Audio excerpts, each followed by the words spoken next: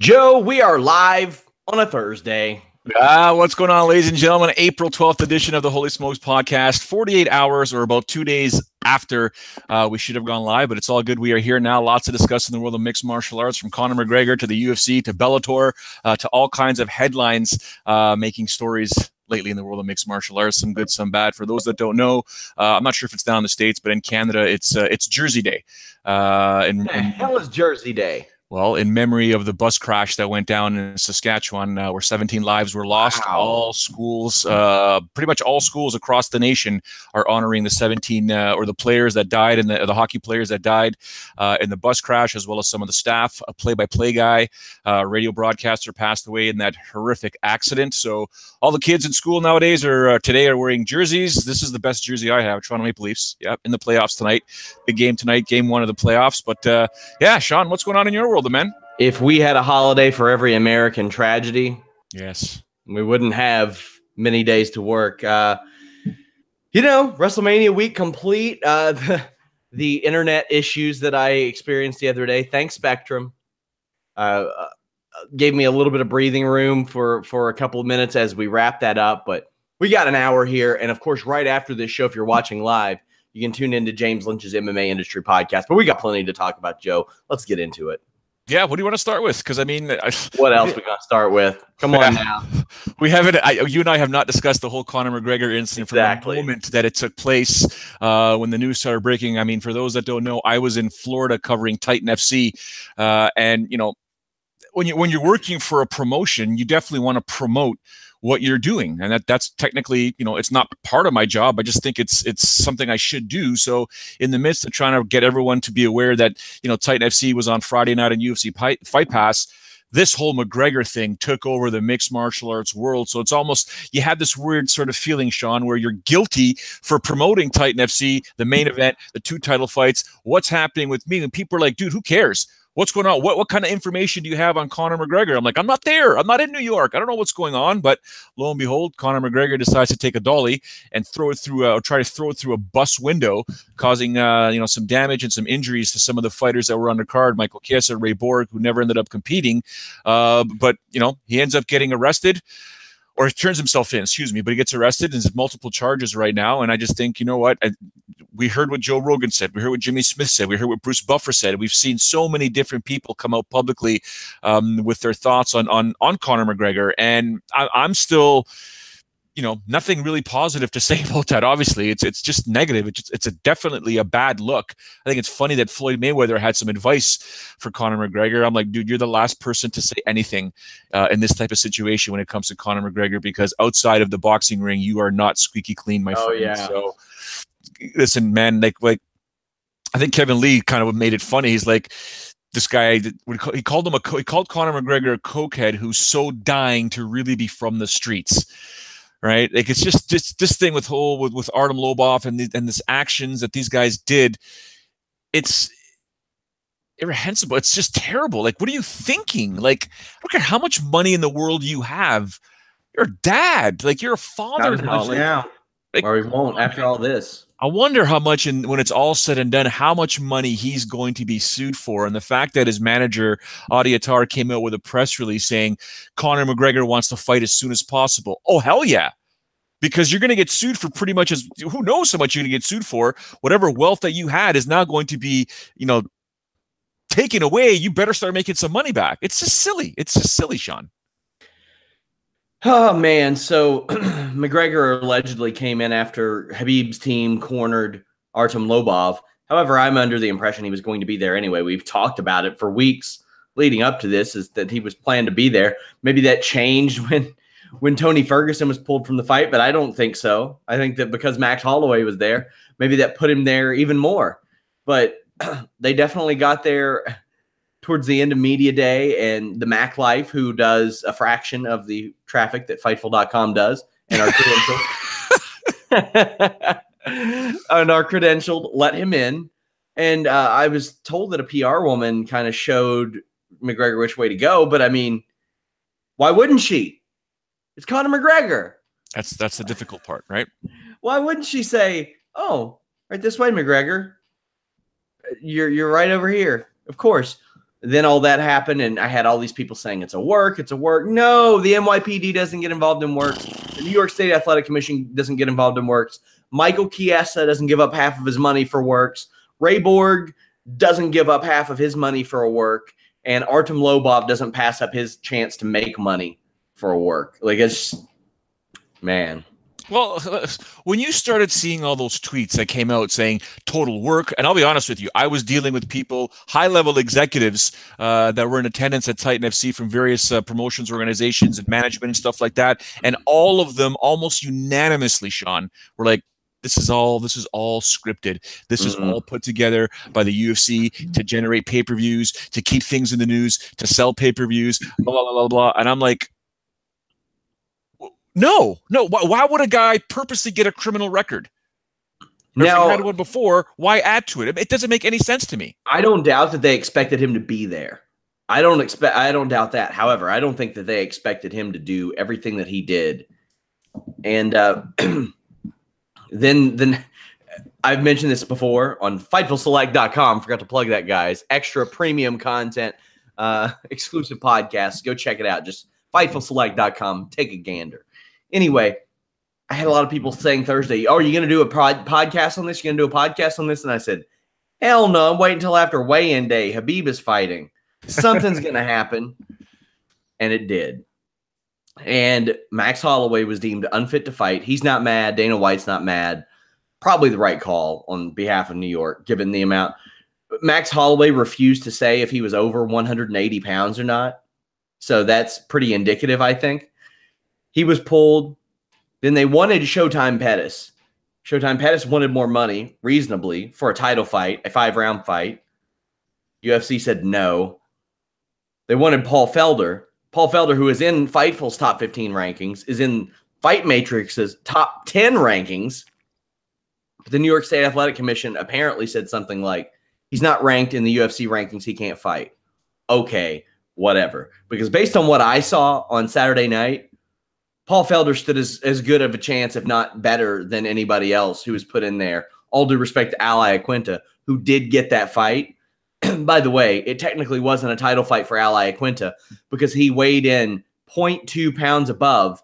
And in New York, you only have a 2-hour window after you make weight to weigh in again. So even though the weigh-ins are from 8 to 11, if you weigh in at 8:01, you only have until 10:01. Meanwhile, somebody scurries in at 10:59, 11:59, they get to go beyond that weigh-in window.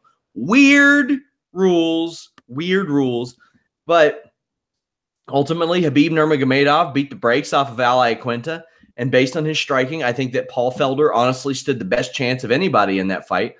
Maybe Pettis would have done better, but I would like to have thought that I think Paul Felder is better at this stage. By the way, they were pulled from the card. Pettis and Felder, they're teammates. They're not fighting. Holy crap, what a mess. Although, nine fight card. I like.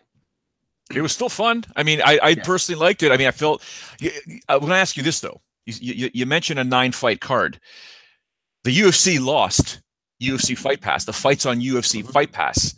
Will they also go ahead and sue Conor McGregor for any potential revenue that they would lose? This could open up – what's that? Hell no. You don't think so? No, they're not going to run that risk. Yeah, I don't know, because that would expose, quote unquote, how much money that they could generate and make it public whenever the UFC Fight Pass fights are on for a pay-per-view event or in general. I would love to see it, to be honest with you, but you don't think it's going to happen? I wouldn't be surprised if somehow something gets done there, but it is just a situation that just boggles my mind. They stand to make more money by just being associated with Conor McGregor and not having him fight than they would make off of suing him for Fight Pass. Very true. But no, but listen, I'm just throwing it out there. I wanted to know your thoughts on that because it's kind of weird. Because Dana White basically said, who wants to be in business with this guy? I know we're rolling our eyes thinking about that. Who wants to be in business with this guy? But there does come a time when it's like, dude, what are you doing? Probably the company that's going to sell 2 million pay-per-views when him and Khabib fight. That's probably the company that wants to be in business with him. Ray Borg's going to sue, I would imagine. Michael Chiesa sues. Probably any other people that were involved in that skirmish. And a lot of people said it was scripted because of the embedded thing. I think they bought that footage from somebody. I would be surprised. I'm pretty sure they bought that footage from somebody. And You know, if it happened, why not capitalize off of it? Once upon a time, Stone Cold Steve Austin filled Vince McMahon's car, his Corvette, with cement. No lawsuits were filed over that. Good point. Good point. Good point. So then we got into fight night, and Khabib was dominant. And Al Iaquinta couldn't do much of anything on the feet, but a lot of that Khabib Nurmagomedov striking was problematic to me. Chin straight up. He would go back, and it's not like he was slipping punches. He was just going back, trying to not get hit. I'm sorry, man. If Conor McGregor gets 5 chances to do that, I don't know that it takes 5 chances to do that. However, that being said, I know that McGregor doesn't have the wrestling history of an Al Iaquinta either. Yeah, I mean, when you look at that fight, it's almost easy for us to look at that and then start judging what we saw. The bottom line is, realistically speaking, what's that? Their jobs. Bottom line, when you take a look at what Khabib prepared for and what Al Iaquinta prepared for, the body mechanics and the muscle memory of going through all that training basically had to almost go out the window, because eventually it got to the point where the guy that you were training to fight is not in front of you anymore. You tried to instill that game plan or try to defend that game plan, but it's not what you were prepared for. So then you go back to your regular natural instincts of mixed martial arts. So in no way do I fault Nurmagomedov for his performance that wasn't as dominant as I thought it was going to be, and able to finish Al Iaquinta. I don't fault Al Iaquinta for not being able to instill his game plan, because Khabib is just such a dominant force. What we got is basically what you saw. So to me, there was no issues whatsoever in either guy's performance. Could it have been more exciting? Yeah, hell yeah, why not? Yeah, but I get it. But I like watching Khabib wrestle, though. He's so good at it. Oh, the chain wrestling is fantastic. He was welcomed back into Russia by like 2,000 people. Impressive. Also impressive was Rose Namajunas defeating Joanna Jędrzejczyk for a second straight time. Joanna didn't seem so down on herself after this. I'm more interested in the follow-up, what happens to Joanna after this. But Rose getting it's not a monkey off her back. It's a giant goddamn gorilla, Joe. Yeah, it is. I mean, to do what she did against Joanna Jędrzejczyk officially, I mean, if anyone had any doubt, Sean, if anyone had any doubt how good Rose Namajunas is, could she stand and bang with the greatest mixed martial arts female of all time, or one of the, it's done. It's done. It's official. Like, Rose Namajunas is a bad woman, and she deserves all the accolades, all the praise, all the press, the gold and everything like that. So now it remains to be seen. I did have some conversations with some longtime mixed martial arts enthusiast fans that I go back, Sean, like 20 years with, guys that I've trained with, high-level black belts, and really good mixed martial artists. And they were just talking about the coaching and whether or not, I gave my theories, but whether or not Pat Barry should be in her corner, whether or not, and Trevor Whitman's coaching style. And I said, look, man, they're counterbalancing each other. You don't want to confuse a fighter who's already getting punched in the head as is. But Pat Barry is Rose's fiance. She feeds off of that energy. She needs him there for, at the very worst, moral support. And then you got Trevor, who's just like, hey, are we having fun? Are we doing this? Are you having fun? Let's go out there and have fun. And I was like, Jesus, man, she's getting punched in her skull. She's bruising up her hands and her wrists and everything in her body. And it's fun. Hell yeah, I'm watching this. This is fantastic. So what did you make of the corner every time they went into the, into the red corner during breaks?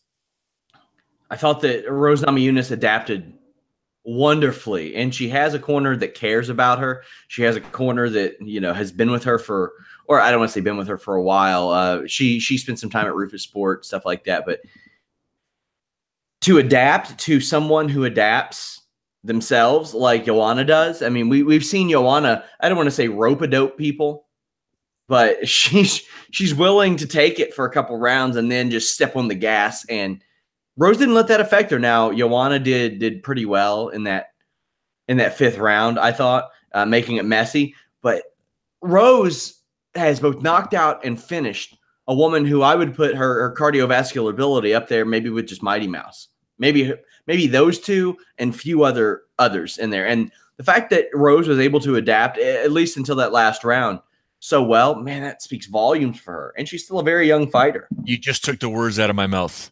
She is still a young fighter. She's the world champion at 25 years old.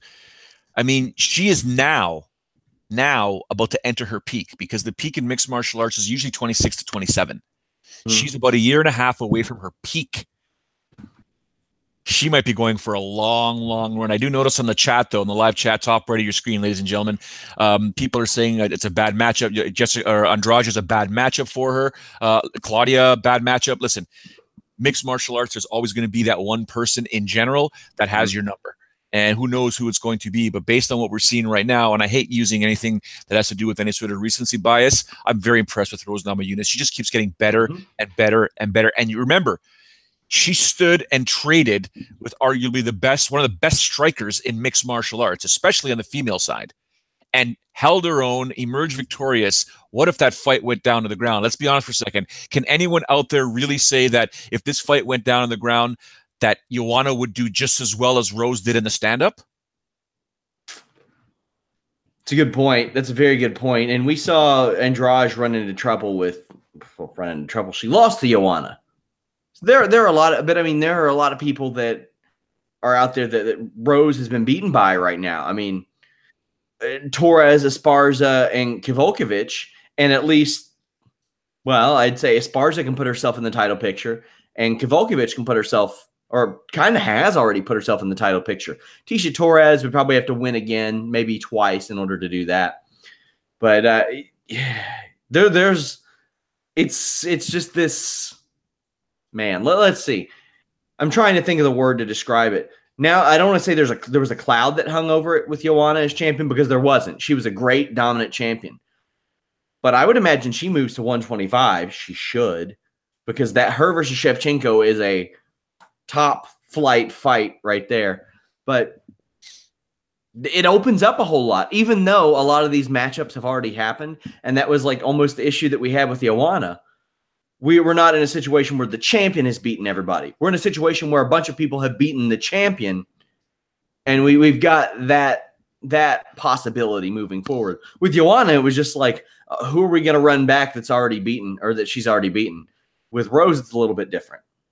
Yeah, so the question is, or one of the questions to consider is, who calls the shots here? Now, who calls the shots? What should be the right matchup now? Does Rose say, you know what, there are three people that I would like to avenge my losses against? Carolina, Carla, or Tisha? Does the UFC now say, well, you know what? I think you should fight Andrade. I think you should fight Claudia, right? Two people that, as of right now, kind of deserve a title shot, but they don't. Andrade does. Carolina, coming out victorious on Saturday night. She's already got a win over the champ. Easy promotion right there. I mean, so let me ask you this, Sean. If you're the UFC, what do you do? If you're Rose Namajunas, who do you want? Oh, man. If Esparza beats Gedalia on June 9th, I would do her. I would put her in the fight, but I don't know if they'll wait that long to book a fight, because that's 2 months from now.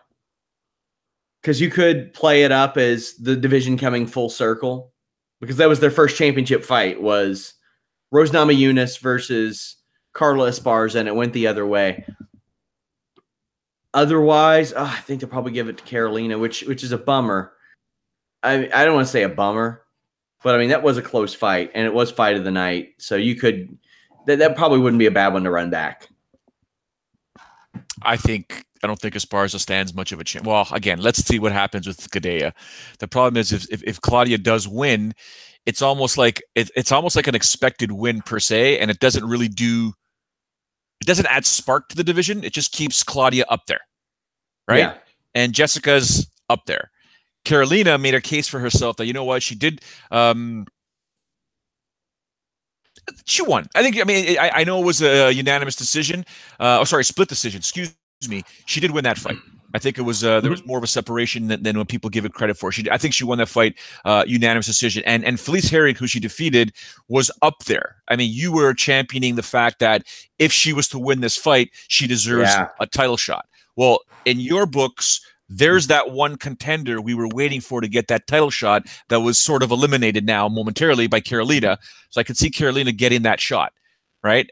She's already had a shot at the title though, right? As have Andrade. So it's weird how this mix is all being put together. I'm looking forward to seeing how it's going to be played out. I was one of the people that said Joanna didn't deserve a rematch with Rose because she got her ass handed to her. No pun intended. She got knocked out. She got beat up. Win one fight, then get your title fight. Well, the UFC saw otherwise. You saw it better to have that rematch so we could sort of solidify what that actually, because it could have provided a rubber match. But now it's set in stone. I don't see Joanna taking on Rose Namajunas anytime soon unless she steps in on short notice for an injury for the next title challenger. Could always happen. Yeah. Could always happen. Yeah. Yeah. Joanna at 125. Now, I immediately said maybe her against Nico, but then people reminded me Shevchenko deserves that shot, and she does. But if Shevchenko is going to beat Nico Montano, no disrespect to Nico, but there was nothing in that fight with Modafferi that led me to believe anything different. It's just a matter of when they can get Nico in the cage to fight Valentina. At the end of the year, though, if they wanted to throw Joanna in a title fight against Shevchenko, I wouldn't hate it, although I don't necessarily like the idea of a woman coming off of 2 straight losses, no matter how dominant she was before, getting a title fight. We've seen that happen before. What do you think?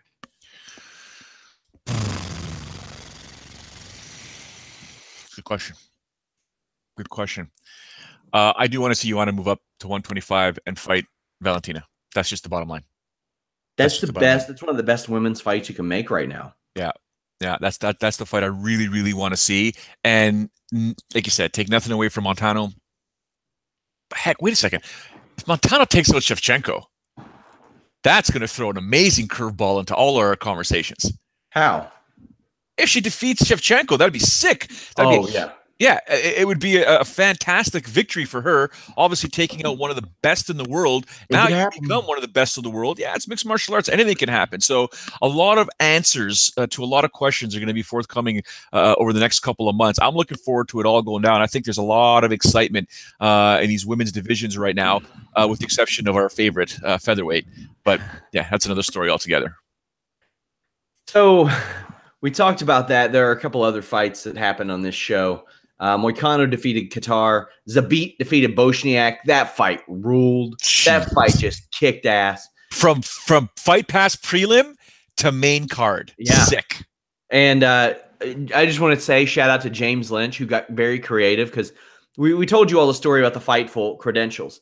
So he couldn't get media day stuff for us there. So instead he talked to Kyle and was like, let's go play Street Fighter in your hotel room and I'll film that. And it was awesome. And he did it with Calvin Kattar, too, who was also on the pay-per-view main card.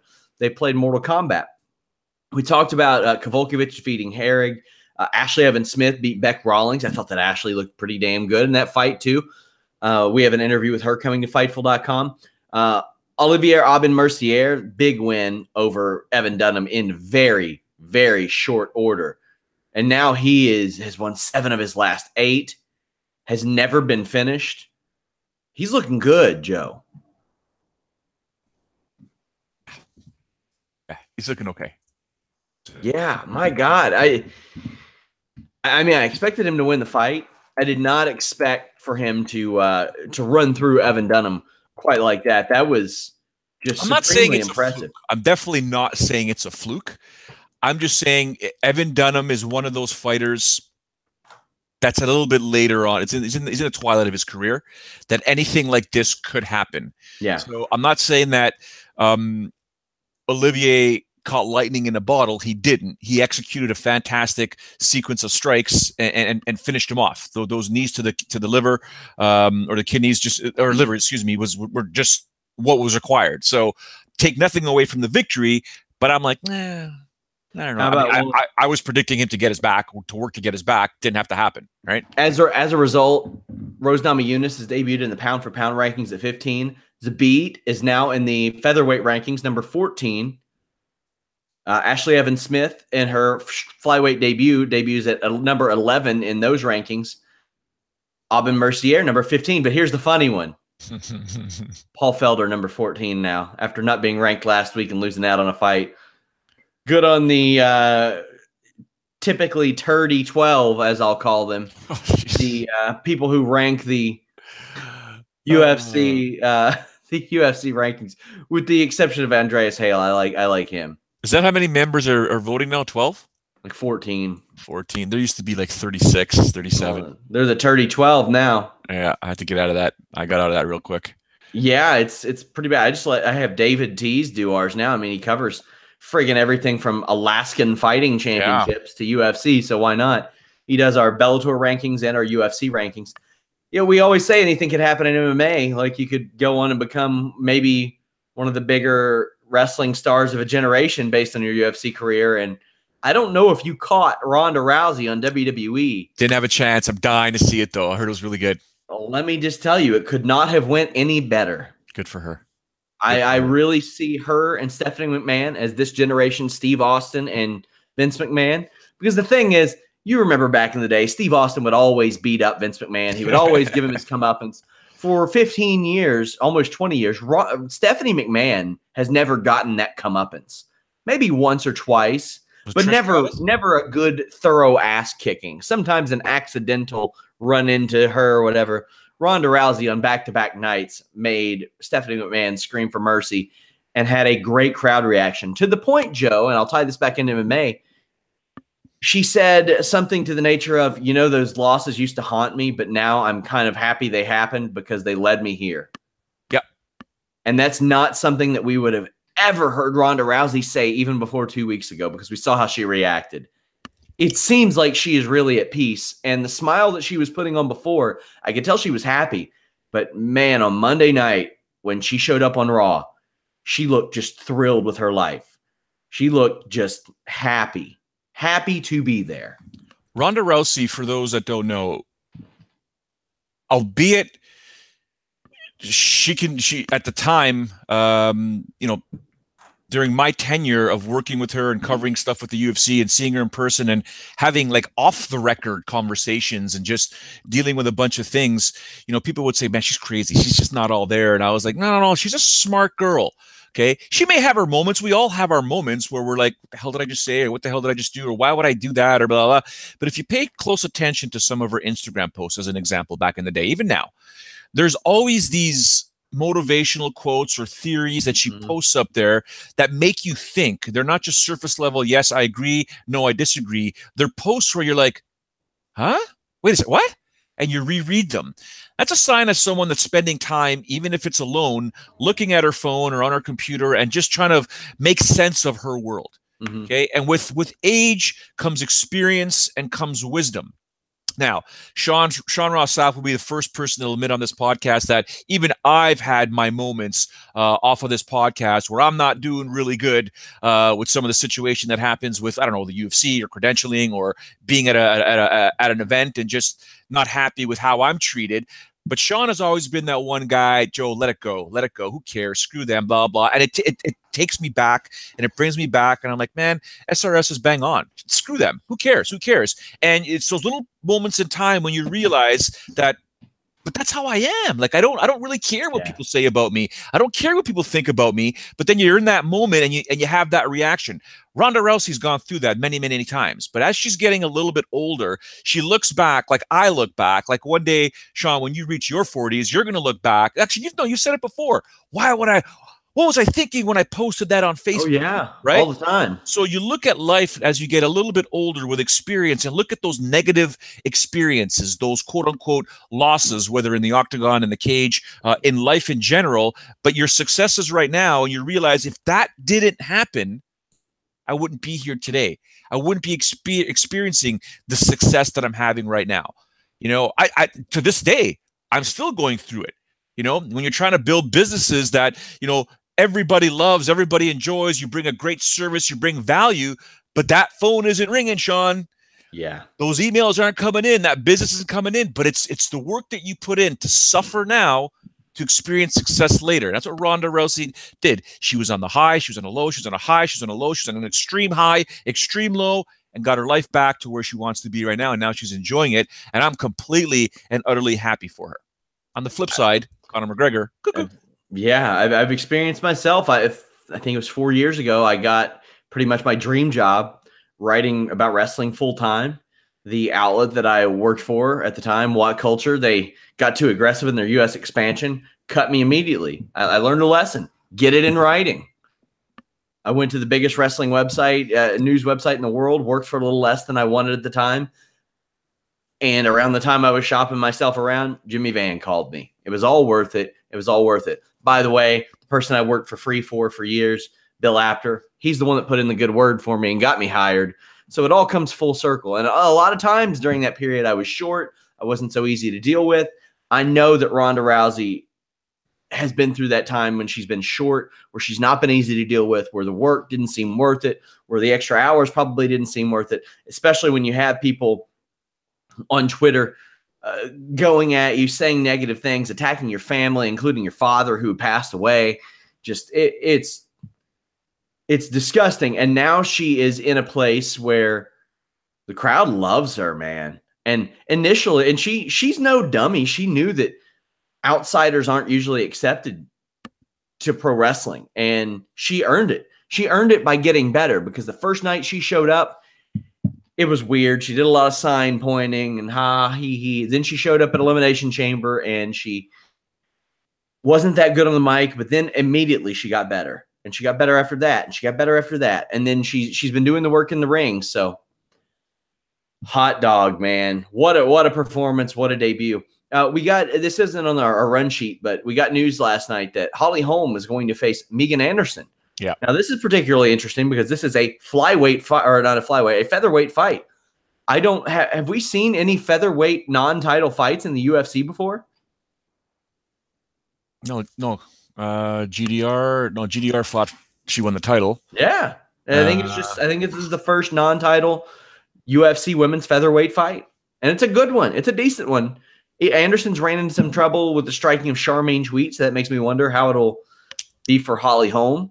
But, man, you want to talk about somebody who – actually, it's funny. People ask me who I thought that would be a good transition from MMA to pro wrestling, and I said Megan Anderson, because she's tall. She's got a unique look. She's got the tattoos. She's good on camera. She does that show with Laura Sanko that's very, very good, where they break down every UFC post show.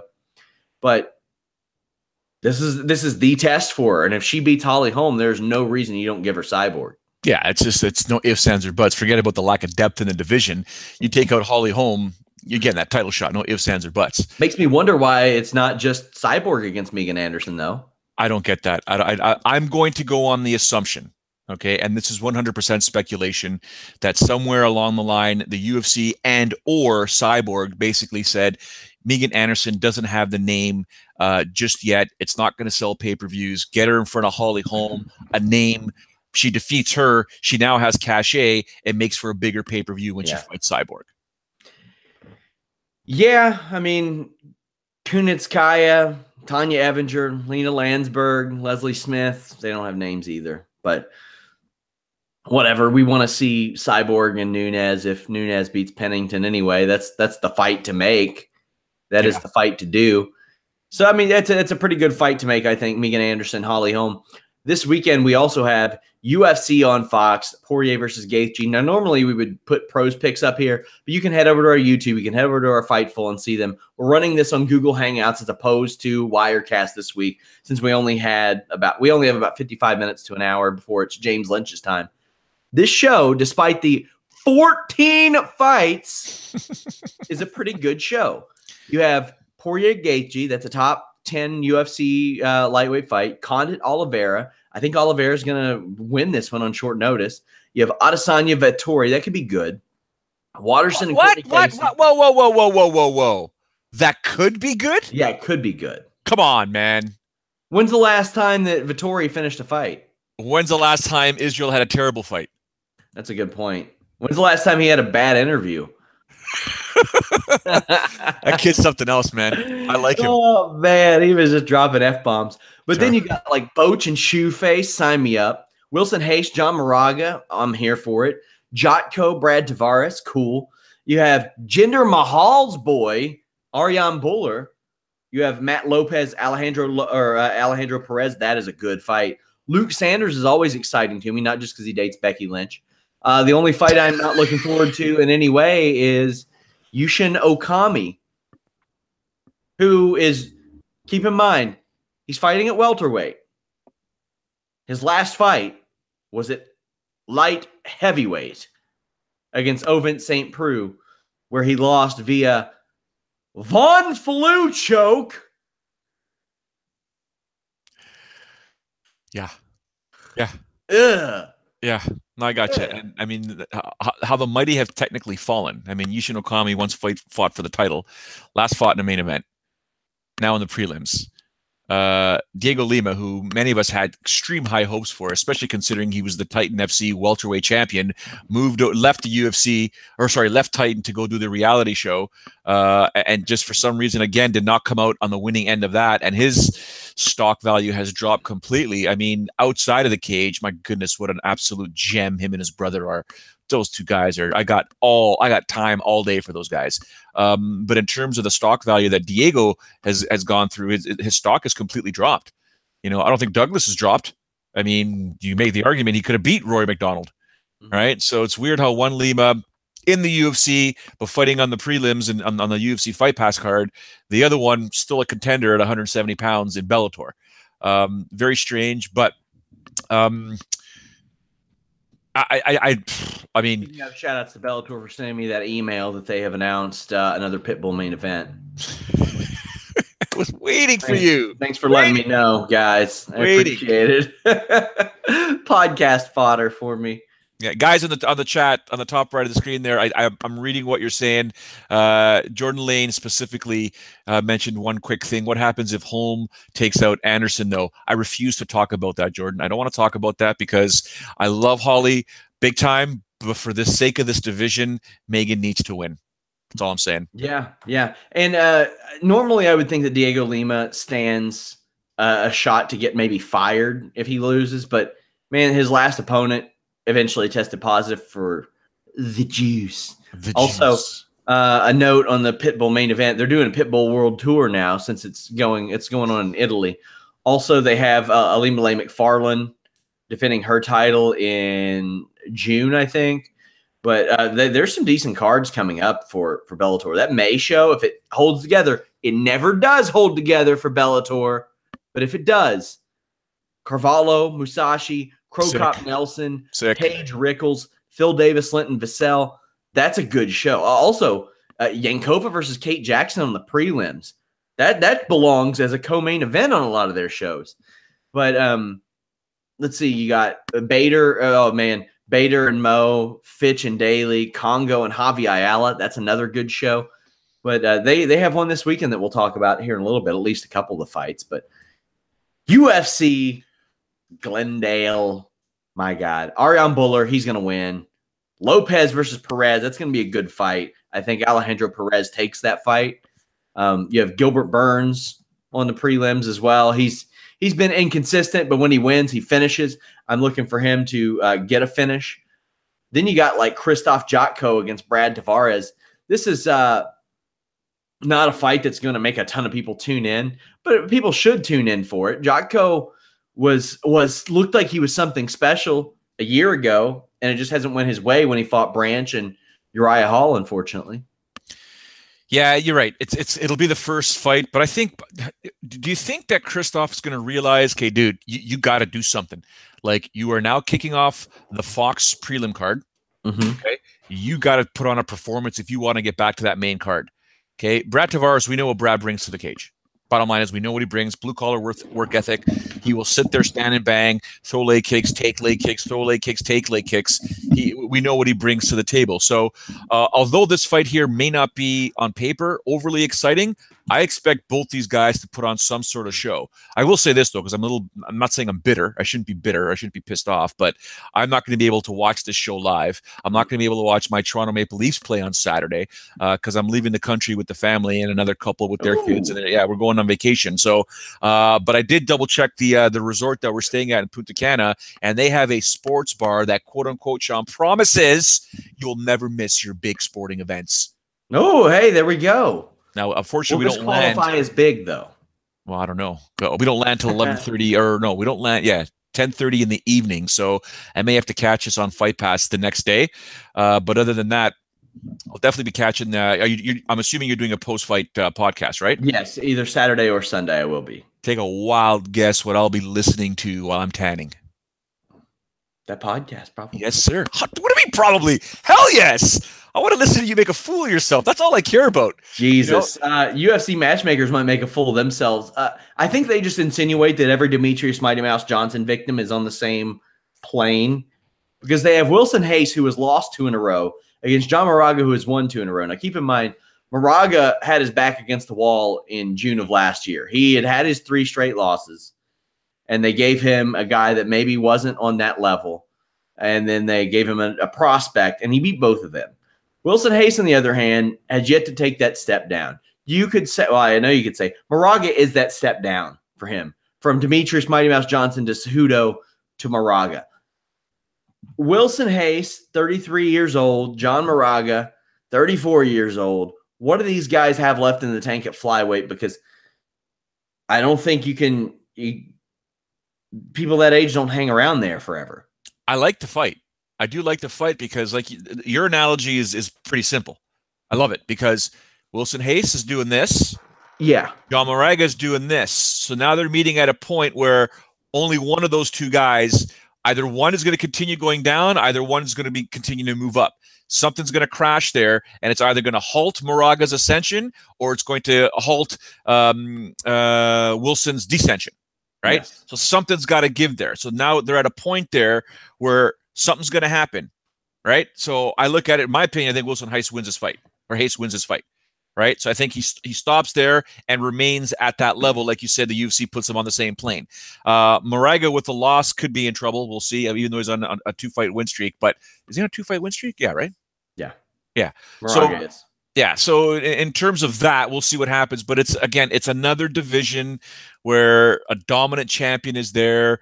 What does the UFC do? All you can really do is just continue to put on fights and have these, flyweights rise to the top again, right? Or other ones that haven't had that chance continue. So it's a very, very, in my opinion, difficult division to matchmake for. So I get what the UFC is doing here, but at the same time, I like this fight. And I think it's going to be an exciting fight because I think both these guys, Moraga has lived his life. Yeah. With his back against the wall. That's how, outside of the cage, inside of the cage, he's always talking about, the difficulty he had as a youth, everyone against me sort of thing. That's how he fights. Wilson Hayes knows, I can't mess around here, man. I got to put on a good performance. And when he wants to fight, he finishes people. So I like this fight. I am perhaps most interested outside of that main event in Shoeface. I love this guy, man. He doesn't have a top 15 opponent in Boach. He's got a guy who pops in and out of the top 15 in Boach, but 12 UFC fights if you include Tough, and he has 2 losses. What does it take to get this man a damn top 15 fight? He's beaten Marvin Vettori. He's beaten Eric Spicely, Jack Marshman back-to-back. Beat Eddie Gordon when they thought Eddie Gordon was something. His 2 losses, Dan Kelly, Patrick Cummins, pretty decent fighters, at least at that stage. I'm looking for Shoeface to win via submission or Boach to just knock him clean. This is the type of thing Boach does. He's like, all right, Hendricks? Oh, yeah? Later. Sapo? Too bad. You're unconscious. Josh Seaman? Knocked him out. When he wins, when Boach does win in the last 4 years, he just knocks people dead. That's just generally what he's been doing. So, but he is susceptible to the submission. He's been submitted several times. There's a 9-year age difference between these two. Yeah. Right? Feels like 40. Yeah. Antonio Carlos Jr. is just going to simply, I think he's going to be too fast for Tim. Tim's 1 punch away from destroying Antonio. We all know that. But yes. Antonio will do what he can. He's going to get clinched. He's going to get the clinch. Okay. I think he's going to get the clinch with Tim, and he's going to quickly realize, holy man strength, holy dad strength. Tim Boach is one strong SOB. So we're going to have to rely to our technical ability to get this fight down on the ground. We're going to have to try and get Tim Boach's back and play this game. And I think he will, and I think he wins that fight via some sort of choke. I just think that Antonio, we'll call him Shoeface, like you said, his skill set is so underappreciated in terms of what he does. Now, with this win here, he's got to get a top 10 opponent, in my opinion. Forget top 15, top 10 opponent, because he is a fantastic fighter. I think he's underappreciated to the point where he's underrated. I think media and mixed martial arts media, I know we're in our bubble, and they need to be talking a lot more about this guy, especially in this division. So, but I hate that word, but Tim Boetsch has a damn thing where he puts curveballs in everybody's plans and everybody's predictions. So I still think Antonio wins this fight, but man, looking forward to seeing this one go down. Michelle Waterson, Courtney Casey. I think Michelle Waterson's taking that for the same reason that I think that Alex Oliveira is going to beat Carlos Condit, and that's accurate striking and speed. I don't know that Courtney Casey or Carlos Condit have the striking accuracy or the speed at this stage of their careers, or just in general, to beat these two opponents. And Alex Oliveira, you still got to wonder if he'll make weight, even for welterweight. But Michelle Waterson just seems to, like, she hasn't lost that yet. Carlos Condit, I've been given no indication in the past 3 years that he's going to win fights, really. So maybe four or five at this point. If Carlos Condit does lose this fight, should he hang up the gloves? No, I think he should keep fighting until he wants to stop, honestly. I mean, 33 years old. They can get some more juice out of him. And his MMA mileage, though, is just insane. To me, if he's co-main eventing Fox cards, who gives a damn?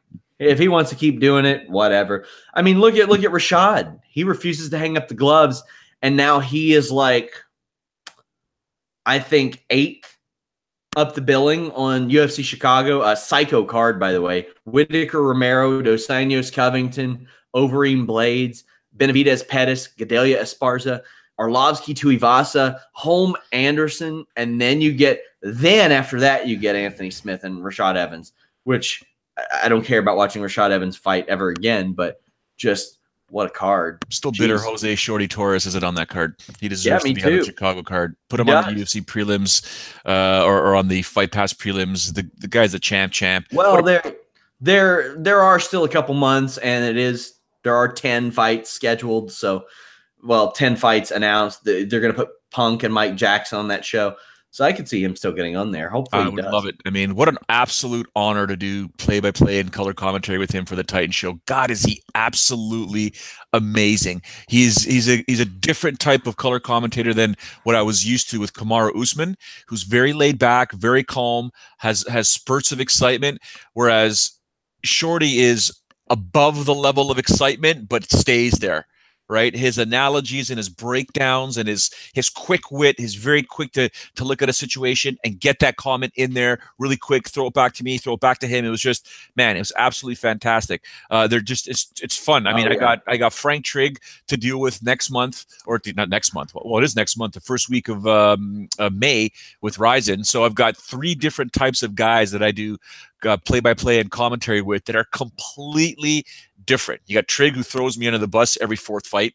You got Kamaru, calm and just goes in there, and then you got Shorty that's just on point all the time. I would book him against Ben Nguyen for that Chicago card, because then it's a top 10 opponent for Torres, and I consider Torres a top 10 UFC flyweight as is. Yeah. Then if he wins that fight, you can just say it. He's a top 10 flyweight already, and I don't want to say fast track him, but get him in that top 10 already where he belongs. But, I mean, we know that flyweight carousel can be crazy, but I like the division for that reason. Yeah. Adesanya, Vettori. Vettori is a threat on the ground. I think he's a brown belt.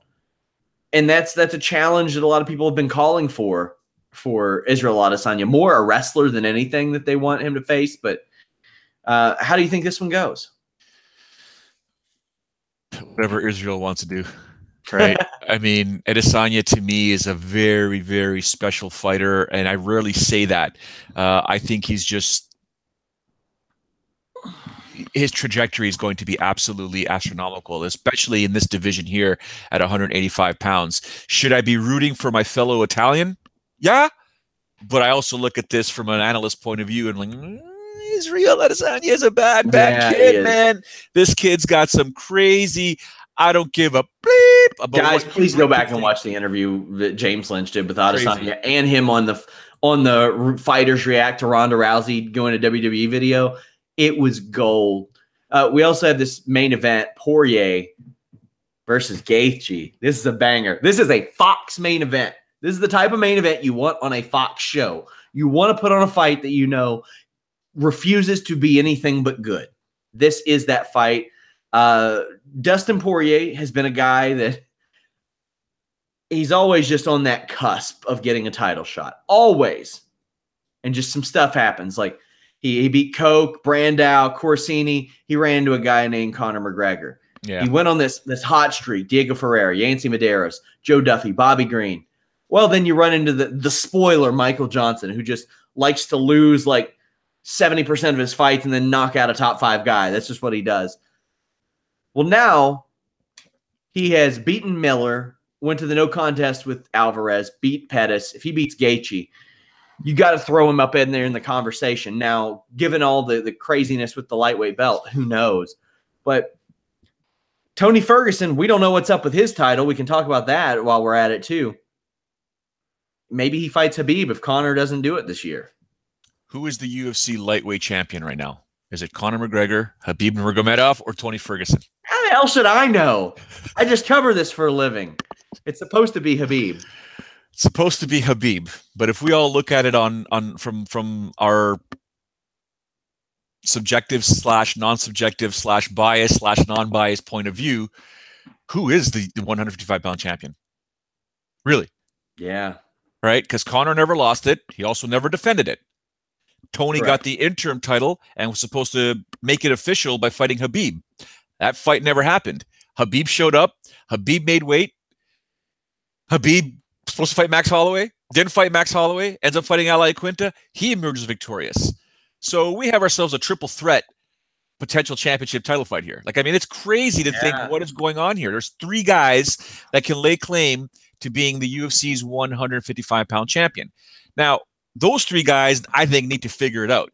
Underneath that is your Kevin Lee's. Potentially, you got to get him in the damn cage, though. Habib's got Ramadan. Conor's got. Okay, let's talk about that. Conor's doing. Talk about that in a second. Khabib, okay? Ramadan. Hold on a second. Well, we only got like 3 or 4 minutes, so. Oh, so okay, real quick then. So you have those 3 guys. Underneath that, you've got your Eddie Alvarez's. You got your Eddie Alvarez and your Kevin Lee's. Right below that, in my opinion, you got your Dustin Poirier, your Justin Gaethje. The winner of this fight has to sort of move up there and be like, okay, you know what? What do we do with the winner of this fight? Does Dustin get a rematch with Eddie Alvarez, which should then somehow potentially get him close with title shot? If Justin Gaethje wins, does he get the title shot at this point? Shite, yes, exactly. I love this fight.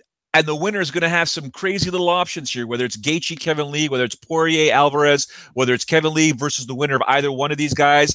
It's crazy. You're not going to see Alvarez, Gaethje again. You won't see. And you have James Vick out there calling out, I think, Gaethje for saying that he's going to slap him or something like that. It's a mess. Guys, I will be here this weekend, either Saturday or Sunday, doing a post show. But join us, live coverage, UFC Glendale. But tune in right now. If you're watching live, James Lynch has the MMA Industry Podcast up next. Our show will go back, maybe normal format, normal length and stuff next week. I'm kind of liking Google Hangouts, just saying. But guys, follow him at Showdown Joe. Follow me at Sean Ross Sapp. Until next time, we are out.